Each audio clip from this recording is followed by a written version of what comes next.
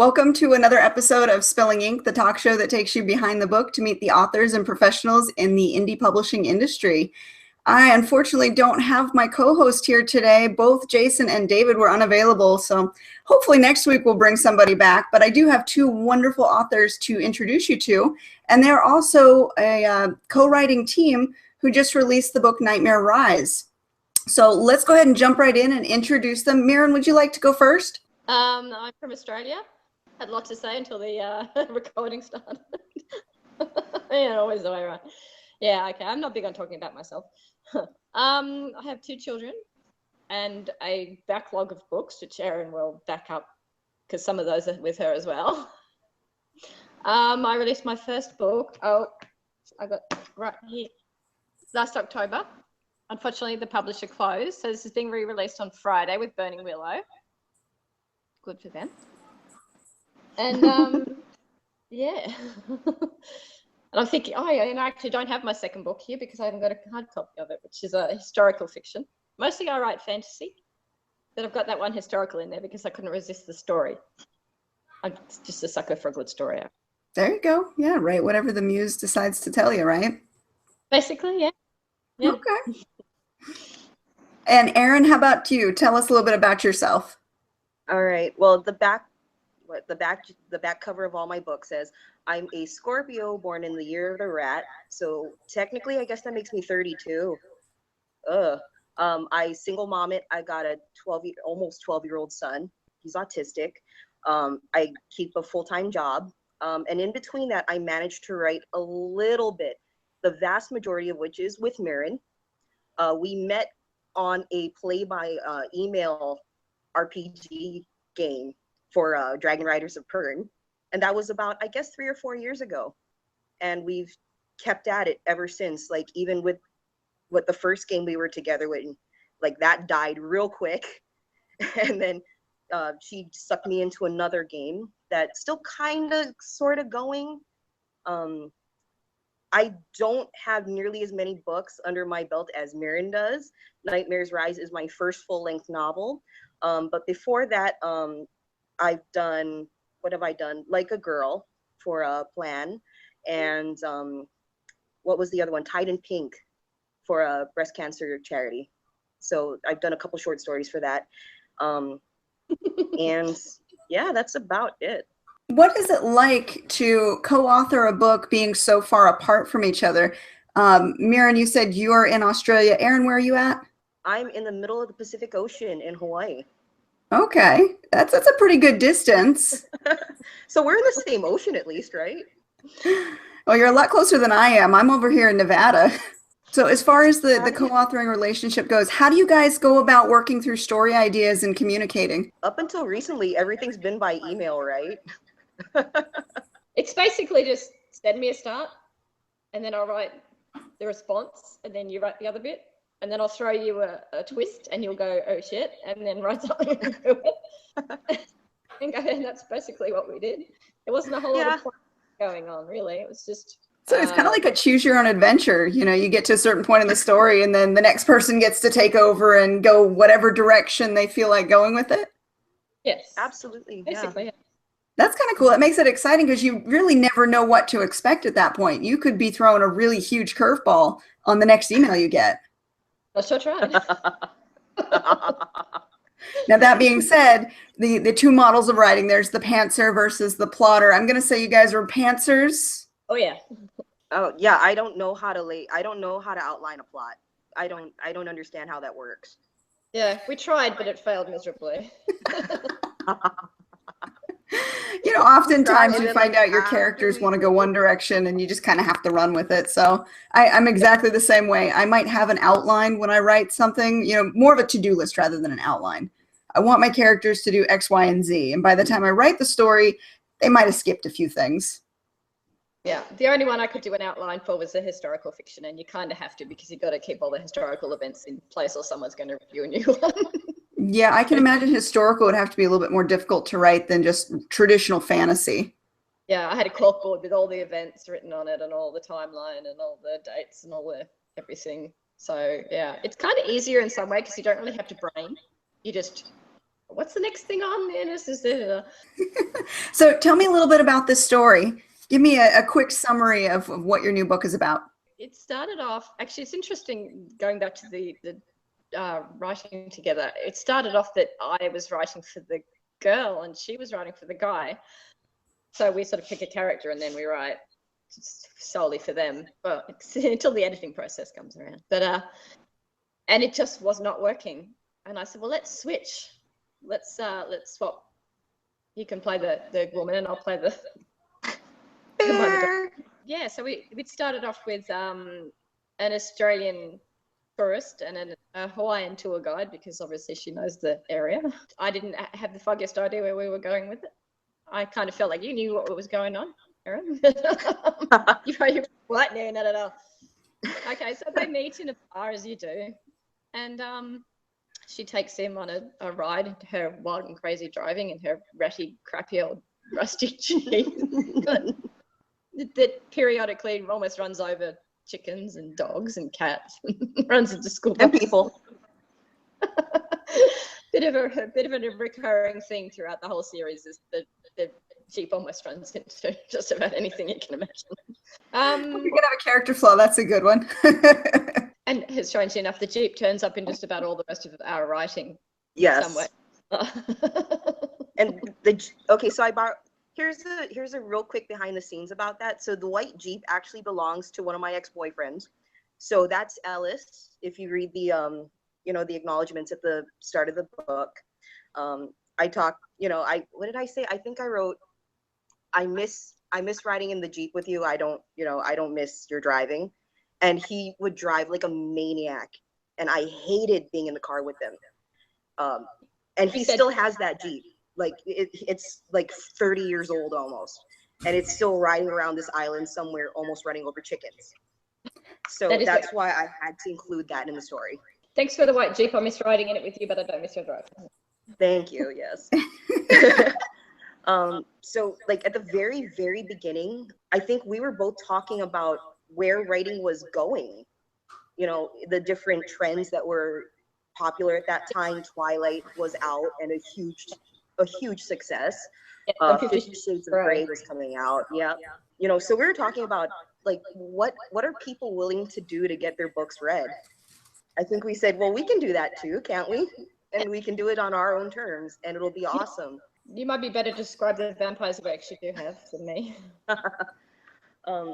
So Katie, have you had a chance to read any of the book, or? I've looked at the Amazon page, and I love the cover, by the way. I was going to talk about that. That is a fabulous cover, very eye-catching. We love our cover. And that's something too that brings up the topic of publishing. Did you go through your publisher to create the cover? Did they have a hand in it, or how much of a hand did you have in picking that specific cover? Well, Drusilla Morgan, who is an excellent cover artist. I know many excellent cover artists, but she happened to be the one that she created. I sort of said that we needed something that was a bit dark, that wasn't romance, which is another story. We've actually had the book with 3 different publishers. This is the first time it's actually been. Oh, wow. The first publisher was going to release it as paranormal romance with the romance cover that would go with that. So I was like, I don't want that. We don't want that. We don't want any buff men or any of that. Give us something dark and somebody that looks like a Hawaiian woman on the cover. I mean, you nailed it. And, the old adage is true. And, people do judge a book by its cover. It's the very first thing that they see. And if the cover grabs you, you're more than willing to take that book off the shelf, look at the back of it, and get to that synopsis, which is point 2 in what gets people to buy a book. So you've got that first one just nailed. Yeah, so she did the cover, and then when Burning Willow took over the publishing of the trilogy, they kept the cover. So we were lucky to be able to stick with what we had. That's wonderful. Now, will Burning Willow do the next book? You said it was a trilogy, so there'll be 2 more follow-ups? Yeah, they've signed the next 2. So the sequel's coming out, I think, in June 2018. Well, that's not long. Who knows when the next one. Well, in publishing terms, usually when a publisher picks something up, you're talking, 2+ years before they get it out, because they've got to follow their schedule. So that's pretty good. We were extremely lucky in that when I approached Ed and submitted the book, he just had an author break a contract and leave. And he said, well, I've got this spot because the book was actually a few weeks from being published. It had been edited, it had the cover, it had everything. So I said, since it's ready, you can have this spot. So yeah, we were really, really lucky to jump into one that was a couple of months later. That's wonderful. Yeah, perfect timing. Yeah, it's just nice to finally see the book out in print and, you know, people can actually read it and appreciate it. Now, will you be taking it with you to any kind of trade shows, any book signings? What's your marketing plan for it? I'm going to Supernova in June, which is like a Comic-Con, basically, here in Australia. Yeah, so I'll be taking that and my other books, if they arrive in time.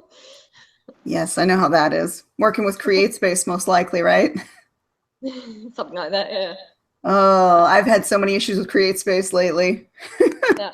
I've got it. The publisher for Night Witches, my historical, has a distributor, and they've been waiting ages for the distributor to get books couriered out here. So I've got a big box of 60 books coming from them. And then I've got the first edition copies of Crimson Fire, which is my first book, which will hopefully be enough. Now, as far as the this book is concerned, you said it's a trilogy, so there's 2 more coming out. Are they written already and just kind of in the waiting process, or do you have book 2 done and you're still writing book 3? Got to be edited. Yep. The third book in particular needs, like, been just touched over lightly, but yeah. Way back when I started writing, you couldn't get anything like that published unless you had the whole lot written, or at least the first couple of books written. And I sort of got really twitchy when I wanted to get it all done before I approached anybody, because it mattered back then, and a couple of years ago. Now no one cares. Well, now you've got a lot of indies who are just consistently churning out book after book after book. That's actually a hot button topic right now. In the indie circuit, there is the side of the fence that says you just have to keep pushing books out, you know, as many as you can, as fast as you can, to keep up with reader demand and to stay on top so that readers don't forget you, because there are so many out there. Versus the other side of the fence that says, no, slow down, put out a quality book and really connect with your readers, and they will wait for your next one. Yeah. And it's a really huge divide between the two sides. I don't think there's any point putting out anything that isn't quality. Absolutely. Now the side of the fence that says put out, you know, as much as you can, as fast as you can, they're not saying to not have it edited or anything like that. They're just saying work as fast as you can. As long as it's quality, I don't really care whether it's coming out every month or every year or two, personally. I mean, I can totally see the reasoning behind it. And as an indie myself, I feel the same pressure to consistently put out. But I think it leads to burnout after a while, because you can only, you know, get so many words out so fast and revise and edit and, you know, do it in a timely fashion before you feel like you're just completely overwhelmed. Yeah, that's it. People, actually, my mother said I'm churning. And I said, I'm really not churning anything. I've got, my first book out was written in 2005. Then there was Nightmares Rise we wrote a few years ago. Night Witches I wrote a couple of years ago. I've got one coming out next year, which I wrote in 2004. So I've really got the backlog of, you know, okay, I've got 3 books this year, 3 books coming out next year, at least, unless I do some myself. But they were all written so long ago, I'm actually not sitting there churning. But to the public, though, it'll look like you're just churning out all this stuff so fast, and that could work to your advantage. Yeah, that's fine with me. Now, Erin, you said that you're a little bit slower on the writing side of it because you've got a lot of you know, day-to-day tasks that you've got to handle. What do you say is your average word count when you sit down to write? When I sit down to write, if I get a really good tear going, I'll go for about 6 or 7 hours at a clip. And I'll get maybe about 3,000 or 4,000 words done, and which is pretty great because I type really slow. I mean, what can I say? I'm a 2-finger typer. This is how I do everything. I make bunny ears. Or, you know, I use my thumbs because everything's written on my phone. Yeah, I'm not like Mirren where like she's really good about staying on task and consistently getting things done and getting them out. Like when she has an idea, she really latches onto it. And I appreciate that so much because that's how we got all of our books done. Without her, like I would have gotten like 40 words in and been like, and I think that's as far as it's going to go. Which happens to a lot of us, right? So Thank you, Mirren, for getting things done. You're welcome. I think the biggest thing is the distraction factor when you're writing. You said you type on your phone. That has got to be so hard to do. I mean, just like I said before we started the show, autocorrect alone would kill me. You learn to get really exact with them thumbs, let me tell you. Does it get predictive at all after a while? It kind of knows what you're going to say and kind of offers you the word. Yeah. Actually, it has over the last couple of years. I love it. I love it because I can do it anywhere. You know, I don't drive. I have a seizure condition. So I'm on the bus, you know, to and from work. Sorry. You know, so for me, you know, that whatever amount of time I'm on the bus, hour and a half, I can get a lot of work done. I like the fact I can plug in and it's my own little bubble. On a laptop, it's a little heavier, and you know, I don't like having to bring a whole lot with me everywhere. So that was the draw of doing everything on my phone. Now, how do you avoid the distraction factor of having Facebook and Instagram and Twitter just right at your fingertips? I used to be really good at avoiding it. It's probably my fault you're not now, because it's all, you got to be on social media building your brand and all that stuff. Yeah, ever since we came out with the book, now I'm forced to be on Facebook and Twitter, and for a year before that, I was not touching it. I hate social media, but now it's a love-hate relationship. I think everybody that is not even just an author, but anybody who has to market themselves or their product probably has a love-hate relationship with social media. And not just because it takes up a lot of time, but because there are so many channels that you have to be on these days to reach your audience. I mean, it used to be way back in the day, it was MySpace. And then Facebook took over, then Twitter came up, then Instagram, then Snapchat and Pinterest. And there's just so many that you end up stretching, you know, all day long just to reach all of your channels and make sure you're engaging and being real with your audience and not just posting spam. I read a thing that said focus on two social media platforms that you're actually going to use and just do those. And whether that's true or not, I'm happy to go with that, because any more than that would drive me crazy. Right. I pretty much live on Facebook. I try Twitter, and Twitter just frustrates the hell out of me, because to me, it's like shouting into the void. And unless you really have something to say, or unless you're going out and reaching out to somebody else and responding to what they've said, there's no conversation going. So it just seems like a lot more work to get something happening on Twitter, whereas Facebook, you could post a funny meme or a picture and people will respond to it. And you can see that response in one nice area. I have my author page with my Twitter account, so it'll automatically post anything I post on my author page to my Twitter account, so I don't actually go to Twitter very often, thank goodness. So you're there, but you're not there. I like that. It looks like I'm there, but you know. Well, while we've still got you here too, let's talk about that as far as the marketing budget goes, because you're working with a small press. So they do their part to get the book published and through their channels, but then that leaves you and your partner to still do the same thing on your end. So how do you go about marketing the books? The best I can. Actually, don't we all? You're kind of trapped in between having the support of a big publisher, which isn't necessarily a good thing. I have no idea, I've been there, and having all the opportunities that self-published authors get. In terms of Amazon ads, I can't do those. I could get Ed to do those, but you know, giving away my books at a whim, obviously I can't do that. Putting the prices down, up and down, just to build my newsletter, which I can't be expecting them to do, especially when it's Erin's royalties as well. So it's hard to try to find those opportunities that are available to, you know, people in the small press. That's an interesting point that you make, though, about not being able to do the free copies for people who may be doing the reviews, not being able to do the price changing or to run your own ads through Amazon. I mean, you could probably run your own ads through Facebook or through Twitter. We are doing a Facebook ad, and I'm doing one through Free Booksy. A lot of the problem I found too, a lot of places want 7+ 4 or 5 star reviews on Amazon before they'll even take the ad. So it's then, you know, here's your $150 plus you can't do it unless you've got 10 reviews on Amazon. And okay, we've got 1. So that also becomes a stumbling block. How do you get out there when you've got to be out there to stop? Now, if you talk to your publisher, would they allow you copies to send out to readers, even e-copies? Yeah, I have ARCs, and I've contacted some bloggers to try to get reviews from them, and sent out some ARCs to some friends and whatnot. But you know, just about to do big advertising opportunities, and you know, we could do a book bub if we were rich, but things like that. There's so many book barbarian is fantasy, but you've got to have. I think that's the one you've got to have 10 reviews, and I've got no control over how many reviews I've. Well, yeah, there's a lot of options to reach out when it comes to Facebook on the groups. What about live events? Do you do bookstore signings? Do you try and arrange, you said a Comic-Con, which is a wonderful place to sell books.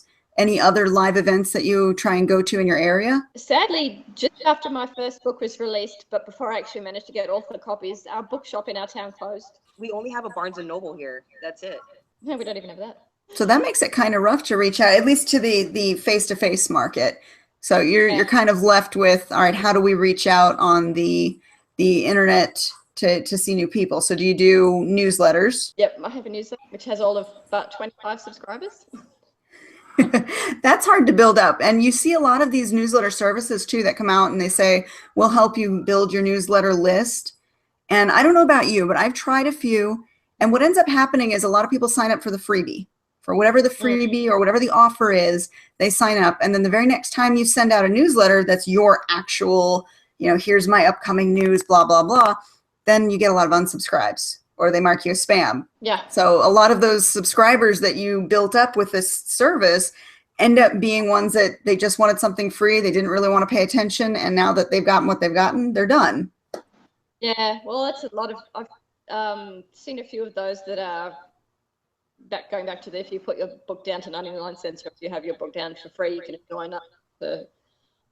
I can't ask the publisher to do that, but we did one the other day that all I had to do was give them a Mobi copy, and it was part of a 25 free ebooks if you sign up for various, and I got about 5 new subscribers, so sort of a nothing lost, I guess. What about doing a blog? Do either of you have a blog that you write on regularly? Yeah, I have a blog. Mirren does.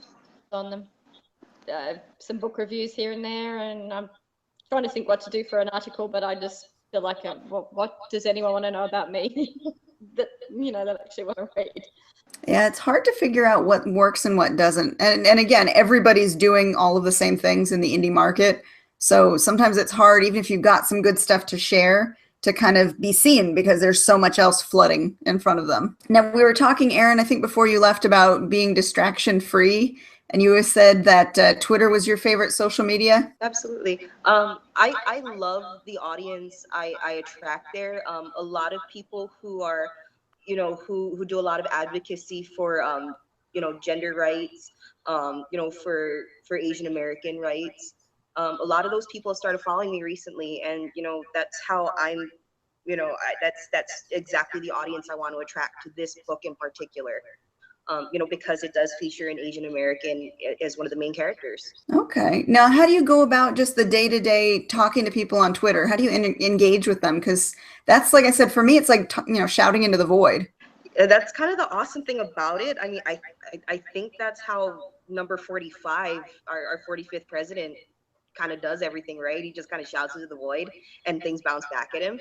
So I mean, if it works for him, why can't it work for us? True, but he's got a name that's very well recognized. I think it's easier for him to shout into the void and get people to respond back, whereas if you're just building your platform, how do you go about getting somebody to listen when you say something?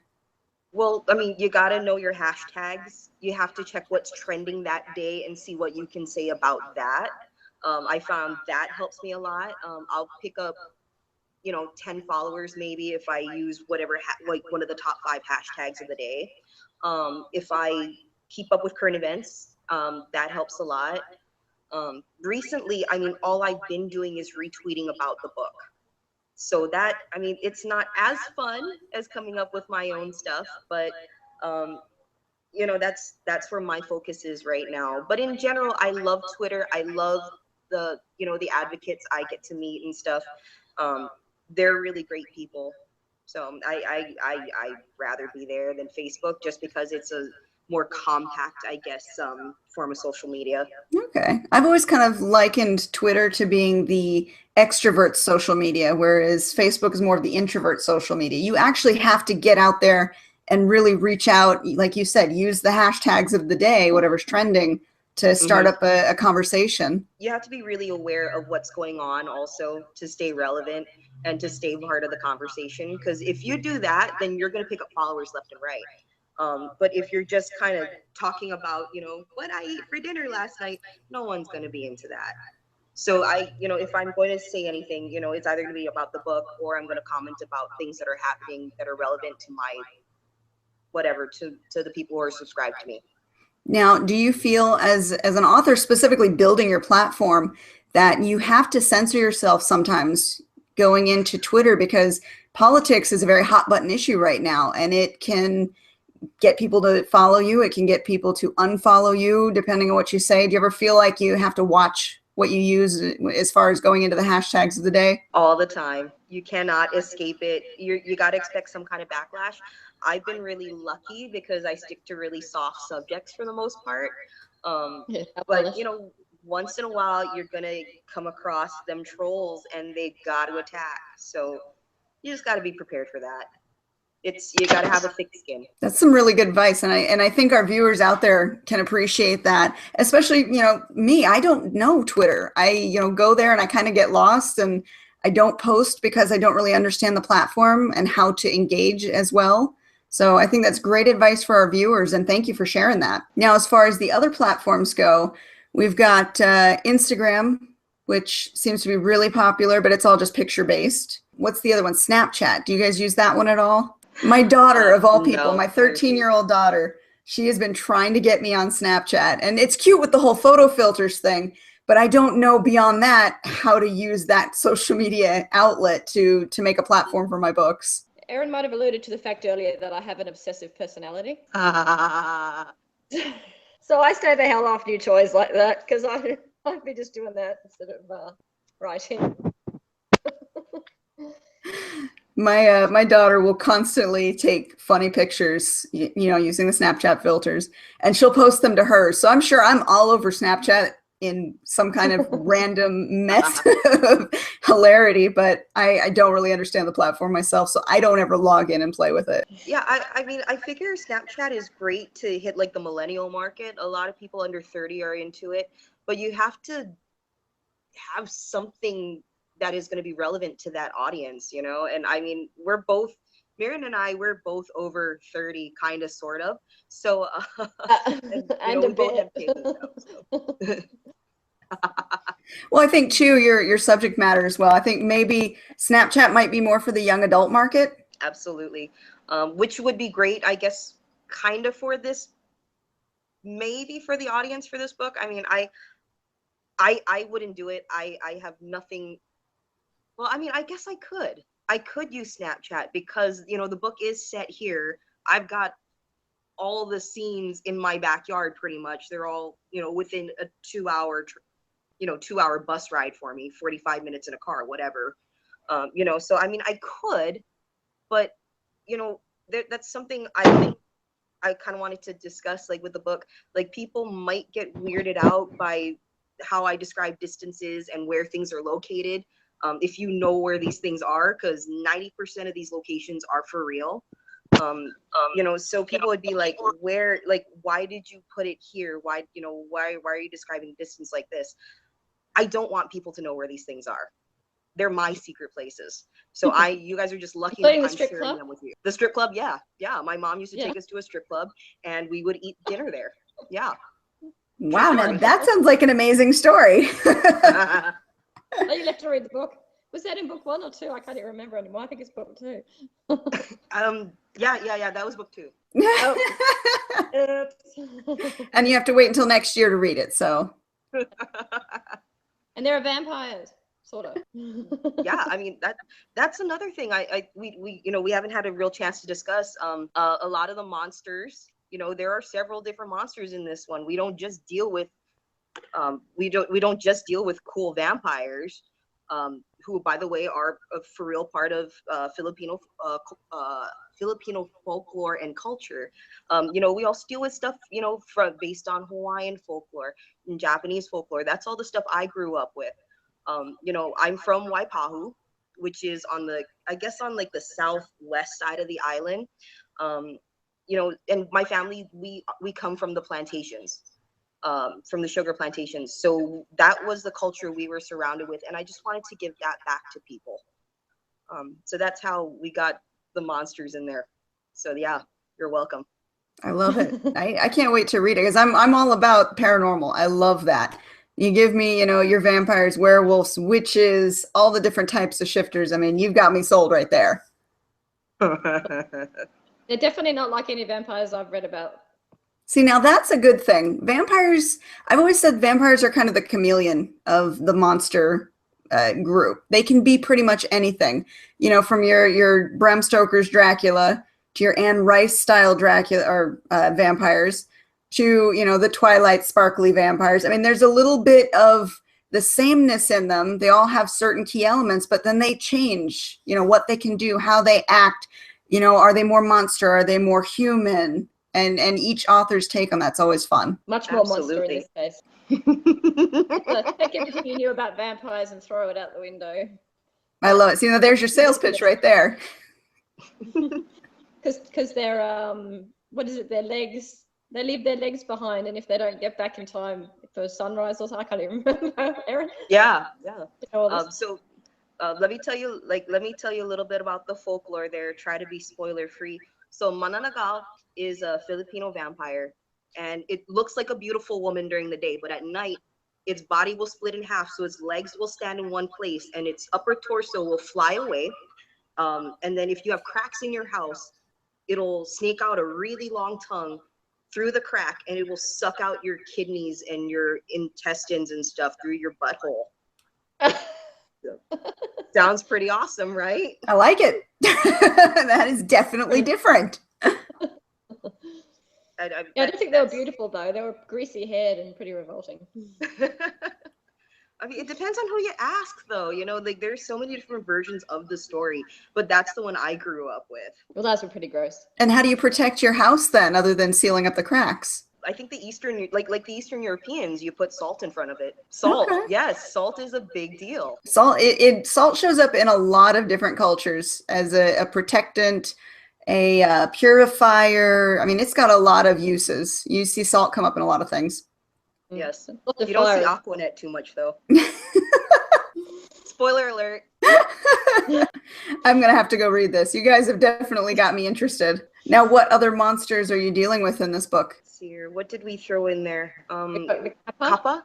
Like in Japanese folklore, there's this little lizard thing, and its head is like hollowed out like a bowl, and it lives in lakes and rivers, and it has some of that water in its head, and they'll come up and they'll like eat your spleen, like most good monsters do apparently in Asia.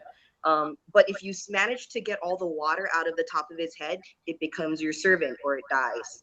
So we have that. We have, what else did we have in this one? Did we have the fireballs? Yeah, we had the fireball, will-o'-the-wisp type thing. Yeah, the fireballs are kind of more Hawaiian. I think I based those more off the Hawaiian mythos, where if you swear at them violently, they'll go away. Yeah, I remember that. Super fun. Did we keep that in the book? Funny. Never have one in my house, man. Yeah, lots of swearing. She starts swearing and he says, what in the world are you doing? She's like, you fuck. And he's like, what? She's like, you got to swear at it to get rid of it. He's like, oh. Meanwhile, he was walking around back naked, if I remember correctly. Yes. That was the best part of it. That's awesome. Yeah, we've had some discussions over who would run away with Flynn, whether it be me or her. I'm guessing this process must have been a lot of fun for you guys, going back and forth, sharing not only the mythos behind the monsters, but how to deal with them. Definitely. Oh, yeah. I mean, the beauty of it, though, is it's pretty multicultural. Like, most things are killed with fire. Right? That was the part about it. We're just like, okay, how are we going to kill this? Kill it with fire. Lots of fire. We should have had something that died being smeared with Vegemite, though. Like, why do we not? Well, because we don't have Vegemite here. You had to explain to me what Vegemite was. Yeah. I've never seen it before in my life. He had to have a ham sandwich because he couldn't get Vegemite. Poor boy. Now, okay, is it Vegemite is Australian and Marmite is British? Yeah, I think so. Okay, Well, and they're essentially a similar kind of paste? something like that. I haven't had Marmite in years. I've never actually tasted it, but I'm familiar with both the terms, and I've heard it's a very acquired taste. My youngest daughter doesn't like Vegemite, and my mother doesn't like it either, but oh well. you can't win them all, right?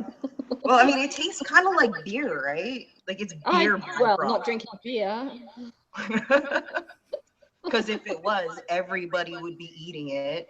Yeah, so I guess it can't. It's really salty. I think it sounds great. I just can't get a jar up here. Yeah, it's described in the book. I can't think what he describes it as. Oh yeah, it's salty, smells a bit like vomit and looks like tar. Man, that's a sales pitch right there. Woo! Yeah, I'd eat it. I'd totally eat it. Good on toast. That's like that, what's that TV guy who goes around trying all of the nastiest foods around the world? Oh, Andrew Zimmern. Yes. Bizarre foods. That's like something you'd see on his show.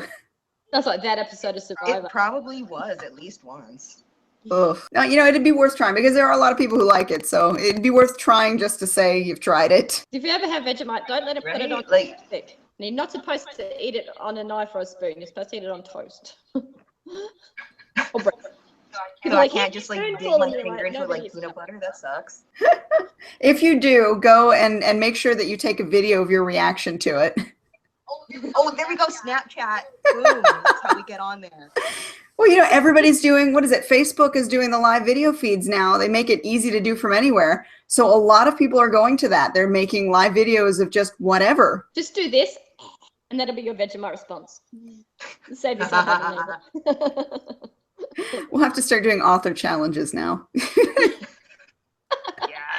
I'll send her a jar of Vegemite. Speaking of, I noticed you've got a nice bracelet on, Erin. Yes, thank you. This is You're welcome. So Mirren sent this to me.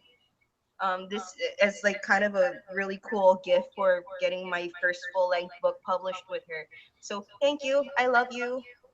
I love you too. Oh, see, that's sweet. And you guys are still friends after writing books together. We've written, it's really hard, like, because right now I don't do a lot of, I get into these modes where I just don't know how to talk to people. So, for about a year there, I was super non-communicative, even through the process of getting this book published, which really was awful. And I'm so sorry about that, Mirren. But she's the one who really kept making this, and she knows the process so much better than I do. So it's through her hard work we've got this, this book got out. So all the praise goes to her. I just managed to bring some characters to a book. That's all I really did. No, she brings phenomenal writing that I would be nothing without, actually. Oh, sounds like you guys make up a really good team. We've got 6 books written. I don't know how many half books written, so there'll be more stuff coming out at some point. Wonderful. That's great. Now, the others are thrillers. Are you guys planning on meeting up in person at all and doing anything together? I'm going to go over there someday. Sure, if this book sells. Yeah, look, buy our books and then we can actually meet. Like, what more incentive do you need? Come on, people. I like that. You could start a GoFundMe. We don't need a GoFundMe. We just need to go buy my book. So there you go. There you go. Did you get your Kindle to work at all, Erin?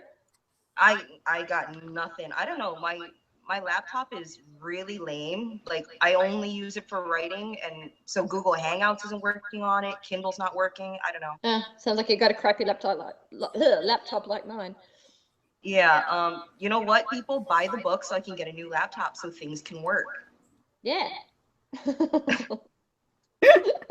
Now, were you still planning on giving us a little snippet from the story? Mirren, please, if you could, that would be super awesome. All right, I'll give you a snippet of the first chapter. I have to show you, I don't know if you can see really in this, but the beautiful little interior design that the formatted did. Can you see those? Birding Will of Press did a great The job. pretties with all it. through it. And wait. And that little pretty. And no one watching that's going to be able to see it anyway, but you get the idea, right? Okay. No pressure here. The summer tourist season was over. The days were slow. Few people were around to take a tour of Oahu or learn to surf or fish. Sadly, now that the summer was over, half of Makani Lau's friends were back to school for their lame degrees, while the other half were back to school with the kids they taught. She should make friends who weren't students or teachers. Makani sat down at the bar and settled in on one of the rickety stools. Hey, brah, how are you? Sorry. She asked the barman, her best island pidgin, and smiled apparently, making no impact on the jaded barman. Can I get one Bud Light? Shoots, brah. Shoots, thanks, brah. You can do it better than me, brah.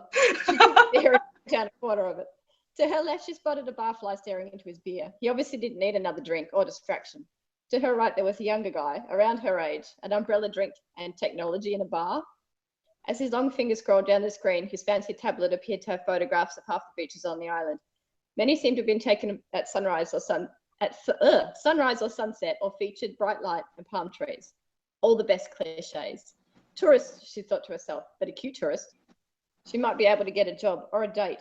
Either one was good. In the words of her auntie Elsie, hey, chance 'em. Hi, where are you from? The man glanced up from his tablet, eyebrows raised above hazel eyes, more brown than blue than brown. He turned off the tablet and slid it to one side. Good manners, good sign. Sydney. He didn't need to elaborate. His accent and cocktail screamed that he wasn't the local. Can I leave it at that? That's good. That's good. It's hard to do a reading like that, isn't it? Harder than I thought. Like, you know what the words are, but when you actually have to say them, you end up tripping over your own tongue. I practice the pigeon parts because I mean I'm born and raised here, but I never learned how to speak pigeon. So like the whole idea of hey brah, can I get one beer?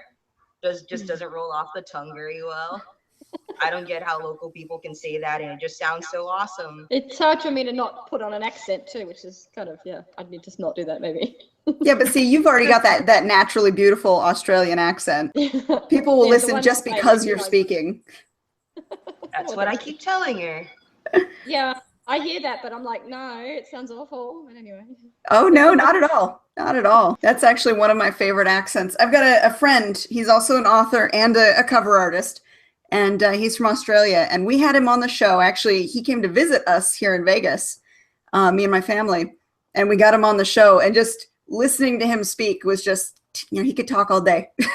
Like, just keep talking. I don't care what you're talking about. I love the accent.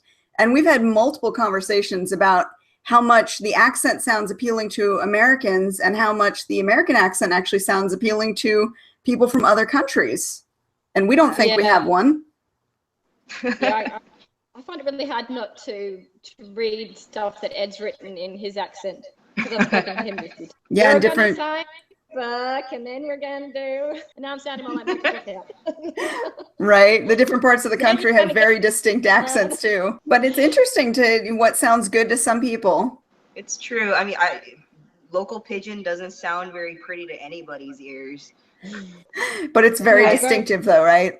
Well, I mean, it's a mixture of like Japanese and Portuguese and Filipino and I guess whatever Hawaiian is mixed in there. It's like it's all part of the plantation culture. So best, well, I mean, I can't do it. Like I said, born and raised here, I never developed one. But like the best is always, hey brah, you like what is it everybody says? If can, if no can, no can. Like, duh, if you can do it, you can do it. Like, what does that even mean? But that's a very common phrase here. I can't say I talk a lot of Australian slang myself. I don't go around going, hey, mate, how's it going? Fair dinkum, what's going on? Didgeridoo? Here's me didge. I'm going to play. Actually, I can't play a didge because I'm a woman and it's actually against Indigenous cultural law. You're not allowed to play the didgeridoo. But here's me kookaburra out in the tree and it's going off. We actually do have kookaburras out in the tree and kangaroos out in the backyard. Yeah, your house is super cool. I really want to visit. We live on acres, so we actually have a forest behind us. We have all the nature. Oh, nice. So, most Australians don't have kangaroos in the backyard, but we actually do. Yeah, you got And kangaroos. that's I more got stuff wild you could be boars. posting on You're really Facebook. Yeah, we're a cliche. Yeah, we actually had a couple of kangaroos that were fighting each other, like 6-7 foot male kangaroos. Got caught, tangled in our rotary clothesline and ripped it out of the ground. Stuff that happens here in Australia. Just an everyday thing, you know. Oh my It goodness. wanted to help with the laundry. And good luck with it. We just wanted the females. Oh my goodness. That's one area I would love to go visit. Australia sounds like well, not only another country, but like a whole new world. Well, I read an article the other day that said we're actually fictional, that Australia doesn't exist. That when you get flown to Australia, you actually get flown to somewhere in South America, and the pilots are in on it too. And all your Australian friends are just actors putting on an accent, which would be great when it comes to paying bills, because we wouldn't have to pay bills anymore because we don't exist. I like that. I like Wait, that. why haven't we made that into a story yet? What? Where is this? Yet. Well, now you've got fodder for book 4. If there's anything else you guys want to talk about or bring up, we're about at the end of our hour. Any sales that you want to bring up, any new release specials, alerts, blogs that you guys might be showing up on, now's the time. Let us know. If you sign up for free books, so you can see our book on there. It won't be for sale, just on sale. And I got this coming out next Friday. Oh, that's right. That's the new one, right? That's the republish. This is, yes, it's been revised. So all the typos should be gone. And that one's coming out from Burning Willow as well, correct? Yes, and the paperback has nice little dragons on the pages and things, so it's very pretty. Okay. And what we'll do underneath the show, we'll put all the links so that they can find you. Okay. Well, Crimson Fire's the main character, and most of the characters are people of color. And the main character is a lesbian, which, well, when I wrote it, you didn't see things like that. It's set in an Africa-like world. So it's something that I hadn't seen before. I haven't seen it actually yet. But... yeah, that's my husband going past. Hi, Mark. Quick drive-by. Now, Mirren, you also had mentioned the anthology you had wanted to talk about. Yes, Like a Woman. So the theme is, what does being like a woman mean to you? And, well, basically being kick-ass. So it's to raise funds for survivors of domestic violence. And we do actually have a specific charity, but my co-editor, one of my co-editors, she's liaising with her workmates to sort all that out and get the details sorted out for that. And it is a horror, science fiction, and fantasy anthology, speculative fiction, if you want to use that term. So anything sci-fi, steampunk, dystopian, paranormal. And submissions close in August. And it's open for men and women. At the moment, the submissions by men are outnumbering women, if I recall correctly, so we could get some more women's stories out there. Not that it matters who wrote it. And where do you want them to submit to? Do you want them to send directly to your email, or do you have a website link you want us to send them to? I have, it's posted on my blog, which is Steam Dragon's Lair. Okay, we'll make sure that link goes at the bottom. And yeah, and they can send it directly to my email, because I had an Outlook address that it decided to kick me out of the inbox, and hopefully no one sent anything since then. Because I didn't get it. But yeah, my address is on the link and everything. So. Okay, sounds good. We'll make sure that gets into the description on the show so people can send it to you if they've got something to submit. Erin, anything you wanted to let us know about? I mean, other than please buy Nightmares Rise really, really badly, guys. If you want to talk to me a little bit more, I'm on Facebook at erin.yoshikawa.author. You can also find me at Twitter on @SputterJack, SPUTTER Jack, and or you can find me at work every other day when I'm not writing. So yeah. All right. Well, thank you, ladies, for visiting with us. One more thing, just a quick plug for our publisher. You can find out more about our book at burningwillowpressllc.com. You can, they have a whole great stable of authors, so much really cool horror and fantasy and sci-fi. So just a quick shout out to them. Without Ed and Kendra, we wouldn't have gotten this book out at lightning speed when we got the chance. So thanks, Ed. Thanks, Kendra. Yes, thank you. They are awesome. They've both had a spot on the show with us. So we love them over here. You can find me on Twitter and Facebook too. Mirren Hogan, author on both of those. All right. And like I said, we'll make sure that links all go at the bottom so people will be able to find you. All right. Well, thank you guys for sharing your story with us. Thank you for telling us all about the writing process this week and giving us some excellent tips on how to use Twitter, Erin. I hope you guys have had a great time. For our viewers out there, we will be back in a couple of weeks. We're taking a little bit of time off to get ready because the Spilling Ink crew, as well as the rest of the participants in the Dragon Anthology, are all getting ready to go to Phoenix Comic-Con. So expect some updates on our Facebook page soon, but we'll be off for the next week or so. Anyways, we will talk to you guys soon, and stay tuned for more author interviews at Spilling Ink. Bye.